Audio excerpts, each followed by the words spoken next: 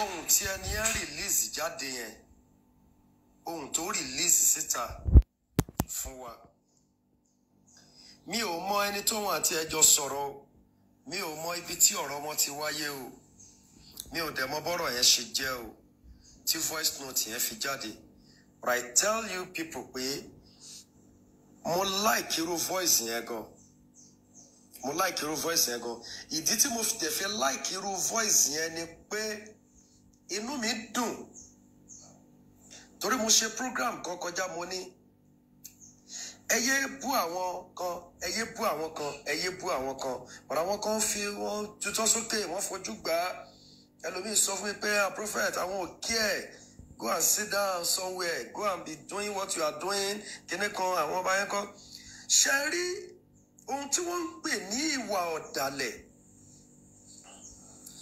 ohun tí wọ́n ń pè ní ìwà ọ̀dàlẹ̀ tí wọ́n ń pè ní ìwà akẹ́nimánì ìbẹ̀rẹ̀ pẹ̀pẹ̀ ló ti wà nínú ìran Yorùbá ẹ gbàgbé pé DSS kan ló sọ̀rọ̀ kan DSS kan ló sọ̀rọ̀ kan ohun ẹni tó sọ̀rọ̀ lẹ́gbọ́ ẹ mọyì àwọn ènìyàn tí wọ́n jọ plan kan tó wà ní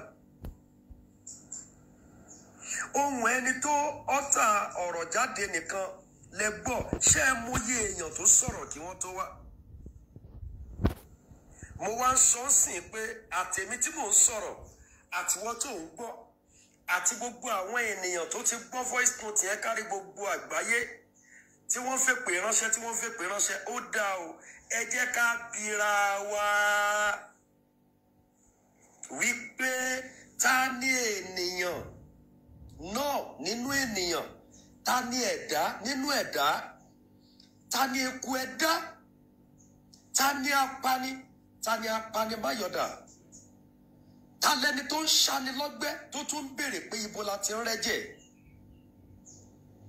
Now pọ́ìntì tí mo fẹ́ mú jáde ni pé gbogbo wa gùn sórí ọ̀rọ̀ ẹni yẹn màá wá yọ àwọn pọ́ìntì kan jáde fún yín àwọn pọ́ìntì nínú ọ̀rọ̀ ẹni yẹn ṣàlàyé gbogbo ọmọ Yorùbá tó kù because mo rí ọ̀rọ̀ ẹni yẹn bíi pé ó ń ṣàlàyé fún wa pé ẹ lè má débi tẹ́ ẹ lọ torí pé ọ̀pọ̀ ènìyàn ṣì wà nínú ìrìn àjò yìí tí wọ́n ń gbẹ̀bọ̀dé fún yín. Ó ní olóyè ní àníyàn tó dáa tó ṣùọ̀ fáwọn náà tóun náà dẹ̀ mọ̀ wípé ẹni yìí ní àníyàn tó dáa tó dẹ̀ ń fọ́lù ẹ̀ pé ẹni yìí ní àníyàn tó dáa ṣùgbọ́n àṣẹ kan wá látòkè láti ibi tí òun ti ń jẹun láti ibi tí òun tó ti ń jẹun tó ti ń gba sálárì tó ti ń bọ́ ọmọ tó ti ń bọ́ ìyá ẹ̀ tó ti ń bọ́ àwọn ẹbí tiẹ̀ ohun yẹn wá látòkè pé ó yá iṣẹ́ dé ọmọ aláṣẹ jẹ òwò dé ọmọ aláṣẹ là ẹ wá lọ sílé olóyè kẹ lọ bọ́ọ̀sì ẹ̀ àṣẹ dẹ̀ sọ pé kó tẹríba fáwọn aláṣẹ torí kó lè ṣaláì má gba sálárì. Yorùbá ó wá dìde ìjà àti òun àti àwọn ènìyàn tí wọ́n fẹ́ jọ lọ gbogbo wọn wọlé wọ́n bọ́ọ̀sì ẹ̀ ó wá jáde ó wá ń ṣàlàyé fún wa pé nínú ìrìn àjò tí àwọn rìn lọ ẹnìkan tó ń sùn ní òkun àyà ẹ̀ because àwọn ọlọ́pọlọ kíkú kan àwọn tí ò mọ bó ṣe ń lọ wọ́n ti ń sọ pé àwọn ò trust ìyàwó ẹ̀ àwọn ò trust ìyàwó ẹ̀ ló ń sùn lókun àyà ẹ̀ because mi ò mọ bẹ́ẹ̀ kí ṣe máa ń gbọ́ àlàyé ọ̀rọ̀ kẹ́ ẹ tó bẹ́ sínú ọ̀rọ̀ bẹ́ẹ̀ mi ò mọ bẹ́ẹ̀ kí ṣe máa ń gbọ́ farabalẹ̀ láti gbọ́ àlàyé nǹkan kẹ́ ẹ tó bọ́ sínú ọ̀rọ̀ ó ní ẹni tó sùn lókun àyà ẹ̀ ló fún wọn ní gbogbo information bí àwọn ṣe débẹ̀ pátápátá ẹ wá gbọ́ ta ni ẹni tó ń sùn lókun àyà ẹ̀ èmi rèé ìwọ rèé gbogbo ẹni tó jẹ́ Yorùbá pátápátá tó dẹ̀ ń fẹ́ òmìnira gbogbo wa la sùn lókun àyà chief ó lóun ló fáwọn ní information ó wá sọ gbólóhùn kan ẹni ẹ̀ ó wí pé nígbà tó ń bá wọn Fúlàní fà á ká ní ó tún dúró lórí ẹ̀ àwọn gọ́fìmẹ̀ntì máa ti báyìí ẹ̀ náà tó dẹ̀ túmọ̀ sí pé torí pé kò rẹ́dì láti gbowó ẹni bá ti gbowó lọ́wọ́ gọ́fìmẹ̀ntì ló bọ́ torí wọ́n á bi léèrè ọ̀rọ̀ pé ibo lowó rẹ̀ wà àbí kó padà lọ kó owó àwọn fáwọn nígbà tó bá ti rí pé ó ti ná owó yẹn tán. Ó wá sọ gbólóhùn kan ó ní nígbà tí Gani Adams ń ṣerú ẹ̀ ó ní wọ́n fún lówó náà. Àdẹ̀ tí ìrí kí bàbá fúnra ẹ̀ jáde láti wá ṣe fídíò pé gọ́ọ̀mẹ̀ntì wọn ló sọ pé òun fún òun lówó o ìwọ DSS tó sọ̀rọ̀ yẹn o ó ní wọ́n fún lówó náà. Ó ní ká ní ó farabalẹ̀ ni ó ní wọ́n máa bá iye ẹ̀ náà. Now ẹ wá jẹ́ ká wora wa ẹ wá ń wá ohun DSS káàkiri. Ṣé bí ẹ rí ohun bàbá wa Fani Káyọ̀dé ṣé bí ẹ rí ohun àwọn èèyàn lóríṣiríṣi bẹ́ẹ̀ tí wọ́n ti dalẹ̀. Kí ló dé tẹ́ ẹ̀ mú ohun yẹn kí la rí ṣe sí ohun yẹn. A ní ẹ jẹ́ kí everybody mo sọ̀rọ̀ nígbà tí ọ̀gbẹ́ni yẹn tún lọ ń bá Ọọ̀ni tó lọ ń sọ̀rọ̀ sí Ọọ̀ni mo sọ fún ní. This man said pọ́ìntì àkọ́kọ́ tí mo mú jáde ó ní àníyàn rẹ̀ but point number 2 ni pé ó ń sọ̀rọ̀ jù òun ló sọ bó ṣe mú òun. Number 3 ẹni tó sùn ló kan àyà rẹ̀ ló fún àwọn ní information báwọn ṣe débẹ̀. Then number 4 ó sọ wípé nígbà tí àwọn dé Kútọ́nù àwọn rí pé kò lè rìn dáadáa torí pé ó ti ní fracture tó túmọ̀ sí pé gbogbo wa bá a ṣe rọ́ lọ Kútọ́nù nígbà yẹn àṣé àwọn èèyàn tí wọ́n jọ lọ bọ́ọ̀sì ilé ẹ̀ náà wà nínú àwọn ènìyàn tí wọ́n jọ wọ Kútọ́nù wá. Ṣárí èmi ò lè ṣe làgbàlagbà báwọn kan ṣe máa ṣe làgbàlagbà. I would rather tell you the truth. Àwọn truth tí ó jẹ́ ní jẹ́ kí movement kó stop. Àwọn tá à ń jáde bóyá ẹ believe ṣé ẹ mọ̀ wípé lórí social media tí a wà yìí ẹ mọ̀ wípé whenever you are going against someone whenever tí ẹ bá ti ń bú àwọn ènìyàn ní àwọn ènìyàn máa rọ́ wá sínú page ẹ tó máa top up tó máa ṣe kudos tó dẹ̀ jẹ́ pé they don't have anything to do. Mo sọ nǹkan kan fún yín mo ní these people they can give whenever you are going against someone whenever tí ẹ bá ti ń bú àwọn ènìyàn ní àwọn ènìyàn máa rọ́ wá sínú page ẹ tó máa top up tó máa ṣe kudos tó dẹ̀ jẹ́ pé they don't have anything to do. Mo sọ nǹkan kan fún yín mo ní these people they can give thousands of people 1 million naira láti máa lóòdù data láti máa support yín láti máa gbè yín níjà nígbà tí ẹ bá ń bú àwọn ènìyàn láti lè máa jẹ́ kí iná máa ràn sí i. Ó lóun ló sọ fún àwọn pé káwọn wá lóru náà ìyẹn lèmi fi ń sọ fún yín pé ẹ jẹ́ kí á panumọ́ torí nígbà tí àwọn ènìyàn yìí ń bọ̀ nínú pọ́ìntì mẹ́rẹ̀ẹ̀rin náà ni mo ti fẹ́ mu. Okay, Sunday school teacher. Àwọn tá à ń wá ohun DSS kiri ń sìn pé kọ́ máa ṣọ́ ohun ẹni yìí bóyá wọ́n máa wọn ohun yẹn ẹjọ́ nígbà tí wọ́n wá sí Kútọ́nù tí wọ́n fi rí pé kò lè rìn àbí tí ènìyàn ò bá ṣáà dé ẹnu ọ̀nà kóòtù dáadáa kò ṣáà lè mọ̀ pé kò dúró dáadáa. Èèyàn ò lè gbé gáréèjì Kútọ́nù nígbà tí wọ́n dé Kútọ́nù kò lè wà ní gáréèjì Kútọ́nù kó dẹ̀ máa mọ ohun tó ń ṣe kíni o kó máa mọ ohun tó ń ṣẹlẹ̀ nínú court definitely ó súnmọ́ court premises nìyẹn. Bẹ́ẹ̀ni. Ìyẹn lára àwọn DSS tí ó ń sọ̀rọ̀ yìí o. Definitely gbogbo yín bẹ́ẹ̀ ṣe gbogbo bẹ́ẹ̀ ṣe wà ń bẹ̀ yẹn lọ́jọ́ yẹn tí gbogbo wa wà ní kọ́ńtù táwọn ẹlòmíín tún ṣe gbogbo èèyàn tẹ́ ẹ̀ ṣe fídíò láìfù gbogbo ẹ̀ tẹ́ ẹ̀ sọ̀rọ̀ àṣà wọn tí wọ́n lọ bọ́ọ̀sì ilé ẹ̀ náà wà ń bẹ̀ torí ó ní nígbà táwọn lọ Kútọ́nù nígbà táwọn lọ kóòtù ní Kútọ́nù mo dẹ̀ mọ̀ pé kì í ṣe pé wọ́n dá lọ lẹ́yìn nígbà tí gbogbo ènìyàn ń lọ náà làwọn náà lọ tí wọ́n dẹ̀ rí olóyè láti ìta pé kò lè rìn dáadáa. Tó túmọ̀ sí wípé tí irú àwọn DSS tó ń sọ̀rọ̀ ìbá sọ pé àwọn wọ Kútọ́nù àwọn rí olóyè níbi tí ó ti lè rìn dáadáa ó ti ní fracture definitely ṣẹ́gi ẹ̀pẹ́ mi definitely ọ̀pọ̀lọpọ̀ àwọn ọmọ Yorùbá tó wọ Kútọ́nù ní ọjọ́ yẹn ní tí a bá rí èèyàn 1,850 nínú wọn ó lọ síbẹ̀ láti lọ wo ọ̀nà ẹ̀bọ̀dì tí wọ́n tún máa gba strike ni. If you like you listen to what I'm saying if you like don't listen to it. Go on. Because I believe pé bóyá kí n máa jáde all the time kí n kàn máa bú ọba ká máa bú ilé lẹ́fí lè believe pé bóyá pé agitate fún Yorùbá nation. I'm telling you this, DSS tó sọ̀rọ̀ wọn ò tí ì bí dá, wọn ò tí ì bí bàbá ẹ̀dá, wọn ò tí ì bí ìran ẹ̀dá. Nígbà tó yẹ pé gọ́ọ̀mẹ̀ntì ló ṣe ń san sálárì fún tí ò ní lọ ṣiṣẹ́ tó yẹ kí wọ́n ṣe fún. Torí special assignment ni, and they must provide them special money. You mean their salary will be high? Wọ́n máa fún wọn ní special kini o, they will give them special money. Owó tó special gan-an máa fún wọn. Because I believe pé sorry. Bóyá kí n máa jáde ọ́. Owó tó special náà ni wọ́n máa fún ẹni yẹn. Gbogbo àwọn tó wọ́n yẹn pátá wọ́n máa fún wọn because special ni. Ẹ má gbàgbé nígbà tí kí wọ́n ti ń porúkọ ẹ̀ lára àwọn èèyàn wa tí wọ́n lọ síbẹ̀ tó jáde láti àhámọ́ DSS ó sọ gbólóhùn kan ó ní ọjọ́ tí wọ́n ń bọ̀ ó ní babaláwo mẹ́ta náà kó sọ́wọ́ tó jọmọ Yorùbá because DSS là ń lé kiri sìn tá à ń wá voice ẹ̀ kiri DSS ló sọ̀rọ̀ DSS ni ẹ ti sọ̀rọ̀ ẹ máa wá voice ẹ̀ kẹ́ ẹ máa fi pè ránṣẹ́ sí babaláwo mẹ́ta tó wálé Ìgbòho ńkọ́ ìpè mélòó la fi ránṣẹ́ sí babaláwo mẹ́ta tó wá sí ilé Ìgbòho ńkọ́ ìpè mélòó la fi ránṣẹ́ sí àwọn nọ́ọ̀sì tí wọ́n kó wá torí pé wọ́n lè ní casualty pé wọ́n kó àwọn nọ́ọ̀sì náà wá tó ń kúnnú mọ́tò dẹ́dẹ́dẹ́ àwọn yẹn dà ṣó wá ṣe kí iye àwọn sójà tó wá yẹn kó má sọmọ Yorùbá nínú wọn ni. ṣùgbọ́n this is special assignment lọ́dọ̀ ẹni tí wọ́n ti ń gba special salary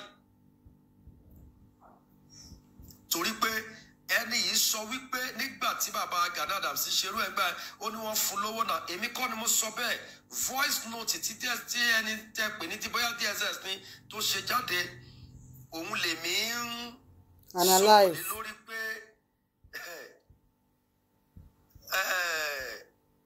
òun lèmi ń sọ̀rọ̀ lé lórí pé if truly tó bá jẹ́ DSS táwa sọ pé bóyá ẹ máa wá ohun ẹ̀ bóyá ẹ máa mọ ohun ẹ̀ kírẹ́tà fi máa wá ohun náà sì kiri ṣáàmúyẹ ohun ẹni tó lọ sí Kotonu tó lọ gbẹ̀bọ̀dẹ̀ fún Ọlọ́run ni tolúkàlùkù sọ pé wọ́n wọlé ṣáàmúyẹ èèyàn tó lọ Kotonu tó lọ gbẹ̀bọ̀dẹ̀ fún Ọlọ́run ni so ẹ̀bọ̀dẹ̀ wà ẹlẹ́bọ̀dẹ̀ pọ̀ wọ́n lẹ́nu tó ń sùn ló kan àyà ẹ̀ mi ò wọlé olóyè rí ọ̀pọ̀ ẹ̀yin tẹ́ ń gbọ́ mi ẹ̀ wọlé olóyè rí báwo náà ṣe mọ step by steps báwo náà ṣe mọ ọ̀nà tó wọ yàrá kankan báwo náà ṣe mọ gbogbo àwọn duplex tó wà náà ẹ̀ báwo ni wọ́n ṣe mọ stepis tó lọ sí àwọn ibì kankan bẹ̀.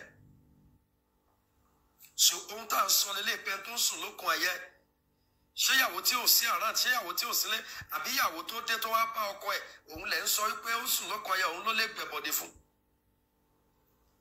so ohun tí mò ń sọ fún yín ni pé àti gbogbo àwọn agitator tá a wà lórí kinní gan àwa tá à ń bọ́ bá tá à ń gbójú rẹ̀ tá à ń ṣe gbogbo ẹ̀ kò ṣúọ̀ mi ò lè gba ẹ̀dá gbọ́ láyé torí pé owó ò tí ì kan ọ̀pọ̀lọpọ̀ yín owó ò tí ì kan ọ̀pọ̀lọpọ̀ wa láti fi ń lẹ́nu fáfáfáfáfá ẹlòmíì nínú yín tí wọ́n bá pè sí kọ̀rọ̀ ayé tí wọ́n gbé owó fún mo fi ọba tó dá ayé àtọ̀run ṣẹ̀rí ìwọ fúnra ẹ lọ bá wọn ò kàn tí ẹ̀ ní rí ẹ lórí péjì mọ́ ni.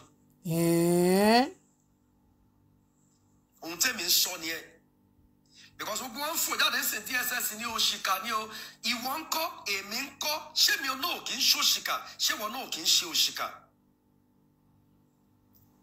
because DSS voice note yìí kò nítumọ̀ sẹ́mi ìtumọ̀ tó mú jáde fún mi ni pé tí ọ̀gbẹ́ni yìí bá lè sọ̀rọ̀ tó tún fi kéwú bẹ̀rẹ̀ ọ̀rọ̀ ẹ̀.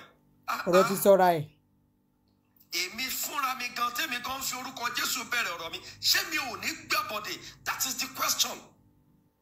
gbogbo èyí tẹ bọ́ sórí kéde tẹ ń bú ọba tẹ bóyá fọ́lọ́wà yẹn ló máa ń ṣe orí yín ni o bóyá àwọn tó máa ń ṣe kúdòsì ni o bóyá bẹ́ẹ̀ máa ń fò jáde all the time yẹn ni o UK ẹni yìí sọ fún yín ó ní ẹni yìí sọ̀rọ̀ I don't when you come to my page and say kudos to you kéde kan èmi mú mọ́tí mò ń sọ it's not because of your kudos ló máa mú ọ̀rọ̀ jáde lẹ́nu mi I keep my word when I want to speak I speak what I want to speak it's not because you say to me that kudos.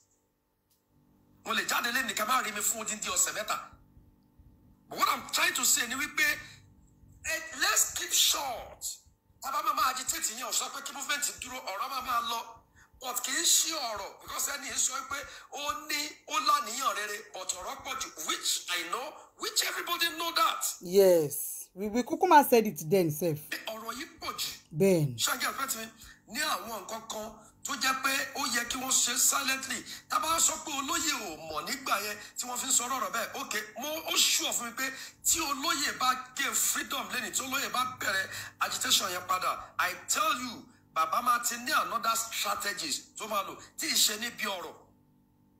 Tí àwa tó kù lẹ́yìn iṣẹ́ tó ń fò jáde tẹ̀ ń bọ́ bá tẹ̀ ń búgbá tẹ̀ ń bú àwo. These people said ohun tó ṣẹlẹ̀ lélẹ́yìn. Àwọn àṣà fẹ́ ṣe báwọn lẹ́ni tí olóyè bá bẹ̀rẹ̀ agitation yẹn padà, I tell you, bàbá máa ti ní another strategies tó máa lò tí ì ṣe níbi ọ̀rọ̀.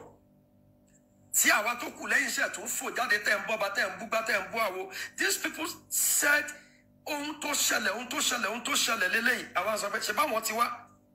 No problem now. Ẹniwọ́n DSS tó sọ̀rọ̀ tó yẹ pé lóòótọ́ o tí ì ṣe pé bẹ́ẹ̀ pé wọ́n kàn lọ lo voice because in Nigeria èmi ò mọ tó ṣẹlẹ̀ ní Nigeria ìmọ̀ fún Ọlọ́run ṣẹ̀rí. Ìtàdíbàdì bá sọ pé mo fẹ́ yìnbọn fún ẹ mo fẹ́ gún ẹ kúrò níwájú ẹ, otherwise tó bá gún ẹ Ọlọ́run wọ́n lè dìbò yàn sí chairman lọ́la, wọ́n lè dìbò yàn sí governor lọ́la. Ohun tẹ́mi ń sọ fún yín nìyẹn wípé gbogbo wa tá à ń sọ̀rọ̀ ta ni ẹlẹ́bọ̀dè, ta ni olóòótọ́, ta ni ọmọ Yorùbá tòótọ́, ibi tẹ́mi ń lọ nìyẹn. Èmi ìwọ mi ò ní gba ẹ̀gbọ́n láyé má dẹ̀ gba èmi náà gbọ́. Torí pé wọ́n sọ pọ́ìntì kan, wọ́n ní ẹnìkan ti ṣerú ẹ̀ rí, gọ́ọ̀mẹ̀ntì dẹ̀ fún lówó. Ẹ rí pé ọ̀gbẹ́ni yẹn ò ta sí gọ́ọ̀mẹ̀ntì, kò báyìí ta sí pé ẹ fẹ́ gba Yorùbá nation. Ohun tí ò yí àwọn èèyàn nìyẹn, òun ni DSS yẹn sọ jáde ń sìn, DSS yẹn ti sọ, ó ní nígbà tí bàbá Gani Adams, ó nígbà tí wọ́n mú, ó ní ṣe bí wọ́n fún lówó, tí ẹni yẹn sọ o, èmi kọ́ ni mo sọ bẹ́ẹ̀ o. Bàbá ò dẹ̀ jáde kó dìpọ́n kẹ̀ pé bo níjọba ti fóun lówó. Ohun tá à ń sọ nìyẹn. Wọ́n wá sọ pé ká ní kí wọ́n ti ń pè olóyè Ìgbòho ká ní ṣe ló farabalẹ̀ tó dúró lórí ti Fúlàní yẹn tó dúró gọ́ọ̀mẹ̀ntì àti fún lówó, wọ́n ti báyìí ẹ̀ náà. Ìyẹn ni wípé wọ́n ti báyìí ẹnìkan tí àwọn àjẹ́ ń jáde fún tí wọ́n jáde tó ń pera wọn lájẹ́. Àjẹ́ tó yẹ pé tí ọwọ́ Boko Haram bá tẹ̀yìn lásán ọlọ́ọ̀yẹ́ rẹ̀ pẹ̀lú gbogbo ẹyẹ àjẹ́ yín, mo fi ọba tó dá ayé àti ọ̀run ṣẹ̀rí, àwọn ọmọ yín máa sọ ránṣọ́ọ̀mù kan tó fi yín sílẹ̀ tọ́wọ́ Boko Haram bá tẹ̀yìn. Àníréṣù. Ẹ jáde tẹ́ ẹ sọ pé ẹ̀yà àjà so gbogbo eléyìí tí wọ́n ń ṣe yẹn view tèmi fi ń wo nǹkan ọ̀tọ̀ ní lọ́dọ̀ tèmi. Àwọn tó jáde pẹ̀lú àjẹ́ kan lè sọ pé àwọn náà wá ni wọ́n ṣe jáde tiwọn. Àwọn tó dẹ̀ jáde tí wọ́n ń pariwo tí wọ́n ń sọ pé àwọn làwọn post ilé opinion yín wà relatable. Wo kudos to you o kárí. Ṣẹ́rí kiri kan wà tí wọ́n ń pè ní ọ̀la. Ṣẹ́rí ní tí ọ̀la bá fẹ́ sọ̀rọ̀ ó máa kanra alé ó máa kanra oko ni. Gbogbo pé wọ́n lọ post ilé ẹ̀yìn Ìgbòho ẹ̀ lóògùn ó fún fẹ́ǹsì ni ó ṣe gbá nípò kárí jàre. Mo kàn fẹ́ rán ẹ létí nǹkan kan bóyá o gbàgbé ni o. Ká ní lọ́jọ́ tẹ́ ẹ lọ post ilé ẹ̀ ká ní ó jà padà bẹ́ẹ̀ tí ẹ̀ pa ṣé o mọ̀ bóyá ìwọ náà máa ti kú ìyàwó ẹ̀ lè má rí wọ́n mọ́. Ká ní ọjọ́ tẹ́yìn DSS kẹ́ ẹ lọ post ilé ẹ̀ tí olóyè bá jà padà ṣé o mọ̀ bóyá ìwọ tó sọ pé ó fẹ́ fẹ́ǹsì ẹ̀ post ilé ẹ̀ ṣé o mọ̀ bóyá ìwọ náà máa ti kú. O ṣe kúkú máa dúpẹ́ torí pé kò jà padà kò jà padà kò kọ́ pé ẹnìbọ̀dì lè kò jà padà bóyá kákú sọ pé olóyè nílàkàyè jù yín lọ. Because ó believe pé kò sí bó tilẹ̀ ń kórí Yorùbá pọ̀ nínú àwọn tó wá torí ó ti gbórúkọ bàbá ó ti gbóhùn babaláwo mẹ́ta ó ti gbóhùn àwọn obìnrin tó faṣọ ojú tó ń sọ Yorùbá tó ń sọ French tó ń sọ gbogbo ẹ̀ ó gbóhùn tiyín náà pé ẹ̀ ń sọ Yorùbá ó kú àwò pé àwọn tí mò ń jà fún náà ló tún wá bọ́ọ̀sì mi jẹ́ kí n fi ọgbọ́n ṣe má jẹ́ ń jà padà. Ṣé wá rí i pé ta ló wá nílà káyè báyìí? Ṣé rí i pé ta ló wá nílà káyè báyìí?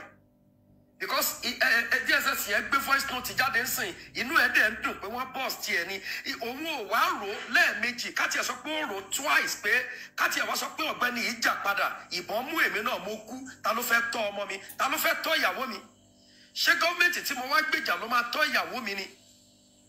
So but gbogbo ìrìn àjò yẹn kò yé máa ń díẹ̀ tó bá jẹ́ DSS nítòótọ́ kò yé kò dẹ̀ fi làákàyè sí pé ká ní wọ́n jà padà ṣémi náà máa wà láyé ká sọ pé báwọn ṣe bọ́ ilé ẹ̀ olóyè náà fèsì wọn pẹ̀lú àwọn ọmọ ẹ̀ ṣé òun tóun sọ̀rọ̀ yìí ṣé ó máa lè rọ́rọ̀ sọ ṣé ìyá tiẹ̀ ò ti ní gbàgbé ẹ̀ ẹbí ẹ̀ náà ò ti ní gbàgbé ẹ̀ láyé bọ̀ torí pé olóyè ò jà padà ó lẹ́nu ọ̀rọ̀ ó sọ pé nìkan ológun kò lágbára ògo ni fọ́lọ́run káre jàre bọ́ọ̀lù bá máa sọ̀rọ̀ fún ẹ iṣẹ́ ọwọ́ rẹ ni. Bọ́lá ò dẹ̀ ní sọ̀rọ̀, iṣẹ́ ọwọ́ rẹ ni. Ohun tẹ́mi ń sọ ni pé tí irú DSS yìí bá lè sọ̀rọ̀, èmi ń kọ́, ìwọ ń kọ́. Gbogbo ẹ̀yin tẹ́ ń fi péjì yín ń pariwo bọ́ ni mò ń sọ. Ẹ jẹ́ ká múra wa, ká má máa wá ohun DSS kan kiri. Ó ń jẹ́ kó yé wa pé ọ̀dàlẹ̀ ó lẹ́ni tó sùn ló kan àyà ẹ̀ ló fún wa ní information náà. Sorry network yẹn ni. Tí ó bá jà padà, tó lóye bá jà padà, ṣé ìwọ fúnra ẹ máa wà láyé? Ṣé o máa wà láàyè? So gbogbo ẹ̀yin èèyàn tí ẹ kàn ń wá ohun DSS kiri, tẹ́ ń wá ohun kìnnì kan, ẹ máa gbọ́ ohun DSS, because mo ti gbọ́ a lot of program tán ní ohun DSS yẹn máa wẹ́n tó sọ̀rọ̀ yẹn. Èmi ò ní ìdí ẹ̀, ẹ̀yin náà ẹ̀ ní ìdí ẹ̀. Ohun tẹ́ ẹ nídìí ni pé àwa tá à ń ṣe program gan, àwa fúnra wa ń kọ́. Ṣé rí ibi tí àṣírí ọ̀pọ̀lọpọ̀ àwa agitator tó máa ti tú, ibi tí àṣírí wa máa ti tú, ó di 2022. Nígbà tí election bá ń bọ̀, ó di 2020. Ẹ kàn máa rí pẹ́lòmíì dákẹ́ lọ sú ẹ̀ ní gbọ́n kankan mọ́. Ẹ̀mí ọ̀dàlẹ̀ wà nínú gbogbo Yorùbá pátápátá. I don't believe you. Tí n bá bọ́ sórí, don't believe me too. Tí n bá bọ́ sórí platform tí mo ń ṣe bla bla bla bla bla bla bla bla, èmi mo mọnú ara mi. Gbogbo àwọn tó bọ́ sórí platform kudos to you, gidi kan, ẹ máa wo 2022. Ẹ máa wò wọ́n, ẹ máa wòran, ẹ máa wo ibi tí ẹ̀bọ̀dé ti ń ṣàn gidi. Nígbà tí ọmọ Yorùbá sọ pé àwọn bust ilé ẹ̀. Nígbà tí wọ́n sọ pé babaláwo mẹ́ta wá, àwọn nọ́ọ̀sì wá, wọ́n máa ní casualties wo náà fẹ́ ní DSS tó ń sọ̀rọ̀. So mo sọ eléyìí ni ká lè mọ̀ wípé kò sí ọ̀dàlẹ̀ níbì kankan. Ìwọ, èmi, àwa, ẹ̀yin, gbogbo wa, all Yoruba people ní ọ̀dàlẹ̀. Until you clear yourself, you are also an ọ̀dàlẹ̀. Don't tell me pé torí pé o bọ́ sórí platform o wá ń pariwo kíní kan Oòduà nation now, kíní kan nation now, ìgbà kan nation now. Ṣú ibẹ̀ ni kò jókòó sí. Gbogbo ẹlòmíì wà lábẹ́ péjì èèyàn spy lásán ni. Ohun tó sọ náà wá gbọ́, ohun tó sọ náà wá wò. Ṣé o rò pé àwọn people yìí crazy ni? Bẹ́ẹ̀ mi ṣe jókòó tí mò ń ṣe program yìí ń sìn, mo mọ iye èèyàn tó ń spy lábẹ́ program mi ni. Tó fẹ́ gbọ́ ohun tí mo sọ. Àní kẹ́ ẹ lọ silently. Àní kẹ́ ẹ lọ silently, kẹ́ ẹ lọ lábẹ́lẹ̀. Kẹ́ ẹ jẹ́ kí gbólóhùn kó máa lọ lọ́nà tí ó wà òkè kọ́ lè mọ̀ pé ẹ ń jà fún ráìtì yín, ẹ ṣe kí ọba mọ́lẹ̀, ẹ ń sọ̀rọ̀ sọ́ba. Àwọn ẹlòmíín sọ pé àwọn ọba tó ń sọ̀sọ́kúsọ ńkọ́, àjọ tó ti ń sọ̀sọ́, wọn ò sọ̀sọ́kúsọ kọ́ tó mú olóyè sí Kútọ́nù ni. We are telling you the real fact, but this is just the way Bashama Shelele.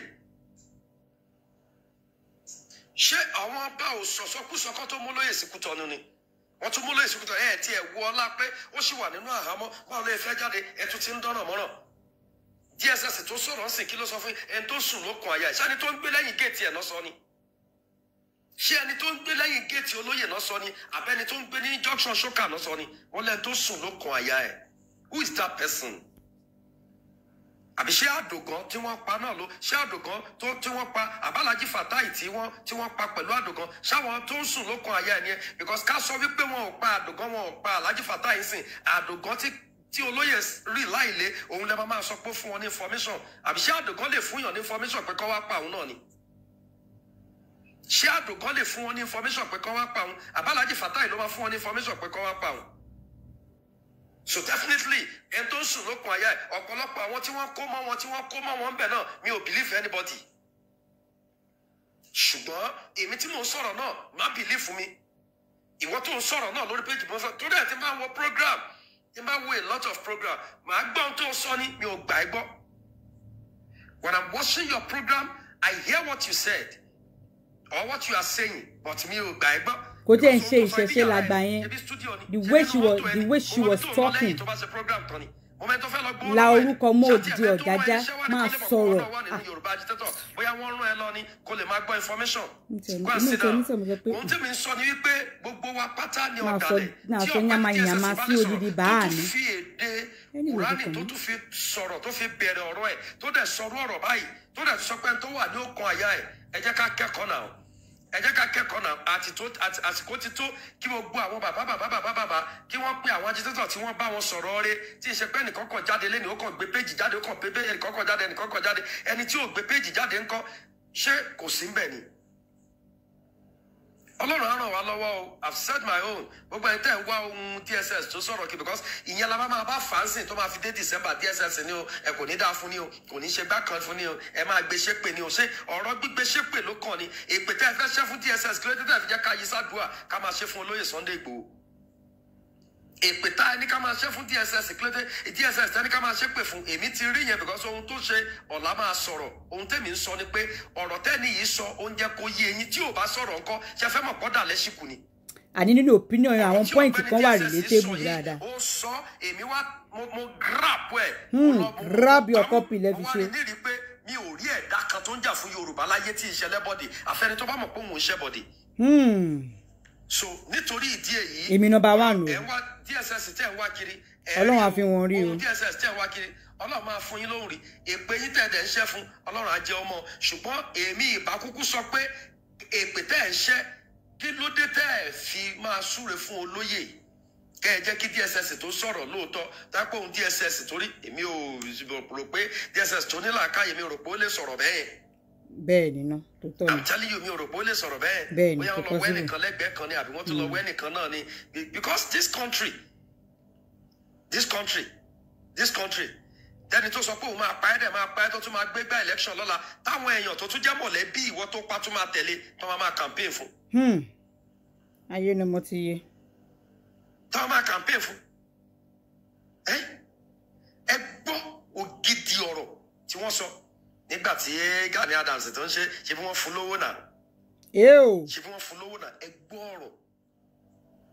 ọ̀rọ̀. Pọ́ìntì ńlá. Ẹ lè rí kí bàbá yìí lóòótọ́ kó lọ síbi pé wọ́n fẹ́ gba Yorùbá nation ohun tó ń sọ ni pé Fúlàní lòun náà ń wá kiri kò lọ sí area Yorùbá nation rárá.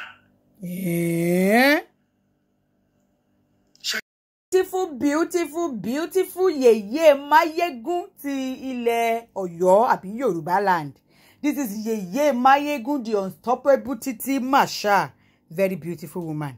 I mean, I just saw this video and I'm like, wow, she has really lost some weight. Honestly, I think she's giving it back way, you know, instead of sitting moping around and crying, she decided to do that revenge, you know, hot girlfriend style. Just lose some weight and become like creamy like hot back, so that your head should be looking okay. Honestly, she's looking beautiful. She lost some weight. But she lost some weight, honestly, and this really fit her. She's really enjoying herself, and you know, telling Wasiu that well, you see, I mean, Titi, the unstoppable Titi Marshal funra Iyalaje gbogbo Yèyé Máyégún worldwide. But there's one thing that I want to ask you. Is it that now that she and Wasiu are no more together, does that mean they will collect the title of Yèyé Máyégún and give it to the new wife Emmanuel Arokpo? Or she will still just be, you know, answering the Yèyé Máyégún title? I wonder how they do that kind of stuff. Don't mind Lara Tio, because Lara's the ex-girlfriend of Pasuma posted the picture of Emmanuel Arokpo. I don't know, maybe she's trying to shade Titi Marshal. That was what she did during the time of when Oba Elegushi married Hadiza then. You know, they posted Hadiza. People, her friends dragged her thinking she was shading Sekinot. But then she later said because Hadiza used to buy shoe for her, blah, blah, blah, stuff like that. But I know that this particular one that she posted, Emmanuel Arokpo, she's trying to shade Titi Marshal. Anyway, Titi is doing fine. She lost some weight. She's really looking beautiful, honestly. Very, very, very beautiful. Life goes on, Titi. The unstoppable Titi. Happy belated birthday to Lara Tio. Sister Lara, ṣé kí wá gba dambu. Àbí caramel ẹ máa fún mi. Larat Shu, the ex-girlfriend of Pasuma Wonder. You know, when the news of Wasiu taking a new bride came out that time, you know, she was, when she made a comment or something like that we spoke about it then, she decided to post Emmanuel Arokpo today. She now wrote, "Omo me with my full chest." ayaba ní fowó ṣe oya ló bá get started loading peru para dancing lode ó tún wá ní bismillah la fi bẹ̀rẹ̀ inshallah she tagged Emmanuela Rọ́pò. I know maybe she's trying to shade maybe Titi Masha, maybe she's trying to shade Titi Mata. Anyway, ayé ò parẹ́. Happy belated birthday, oh. If you're looking for, you know, beautiful shoes, she sell good shoes. This is she. Happy belated. I think 2 days ago was her birthday. Yeah, beautiful woman. Pasuma, look at what you're missing. Very beautiful woman. Checking Wagba Dambu. Even though you shaded Titi Masha, which I don't think is good. Mobile. The way the bonono of a MC Oluomo is causing rancor in the movie industry is something else. So, this lady, Togbo Modani, is a Omo VC, that we can call her Miriam. Also, I think she just recently had a baby. This one that is married now, Olayinka Iye Omo Mushin, she was a girlfriend of MC before she just got married, you know, a few weeks back. I feel these two girls are best of friends before. So, this Olayinka now introduced this Miriam to MC. They are in the movie industry. Oh. At the end of the day, I think this one went to go and get belle for MC. According to the gist, straight outing from the headquarters, from the violence headquarters directly, ni ìròyìn yìí ló ti ń jáde wá direct from the violence headquarters worldwide ni. Now, this Miriam now went to go and get belle for MC. Meanwhile, as we are hearing it that the belle, you know, MC was with Eyi. You know, Eyi, the girl that Olubadan wants to give chieftaincy title, that our Benin in-law. But at the end of the day, wọ́n jẹ́ rí chieftaincy tí wọ́n jẹ́ lọ rí rice jẹ. Ó dùn mí fún Eyi o, kò dá o. Wọ́n ní wípé ìgbà tí Eyi gbọ́ pé when MC was still dating Eyi, you know, when the love was still doing love in Tokyo, was at the same time when she heard that somebody is pregnant for MC. Ó dà pé MC ń jẹ méjèèjì papọ̀ ńgbà yẹn ni. Ó dà pé nǹkan tó tún fa èdè àìyedè láàrin MC àti Eyi nìyẹn tí yẹn fi gbé báàgì ẹ̀ tó fi lọ. Anyway, that's not the main topic now. Now, these two girls are now fighting because it's a very big fight. Meanwhile, this Olayinka has married you. Miriam is saying that a week after Olayinka married, Olayinka still went to go and shop MC Bonono. Now, these two ladies met at the party of Kunle Afod. Now they begin to fight each other.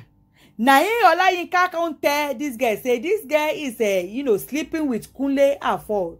And Kunle Afod wife is in that party. You know, they solar and that one can break person. Only for go lori eyon tori Kunle Afod yẹn show ye celebrity wife.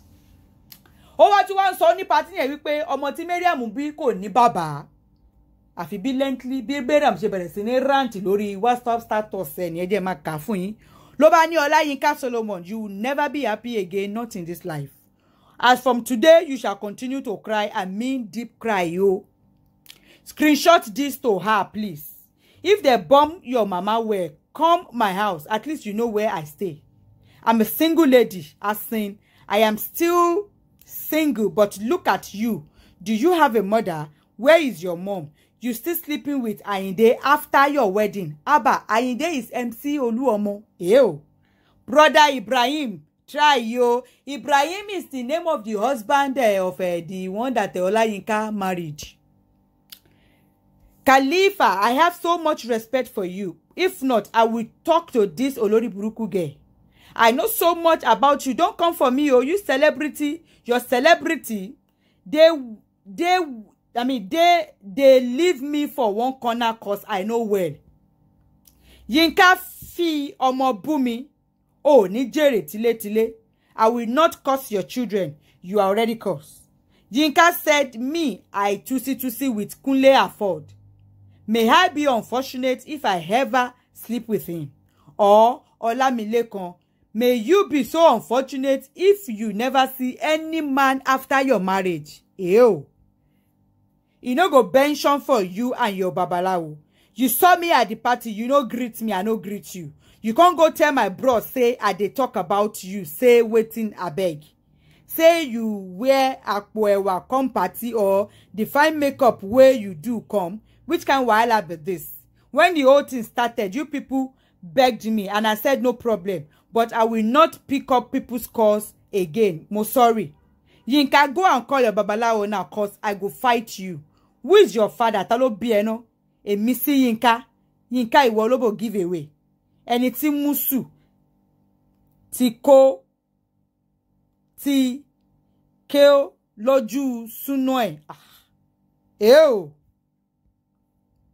I am not a virgin. I'm a baby mama. At least I am not a gold digger. Yes, I am broke because I have a good mother. I will never do what you people are doing. If I'm broke, I will call my ex and beg him for money. Wahala everywhere.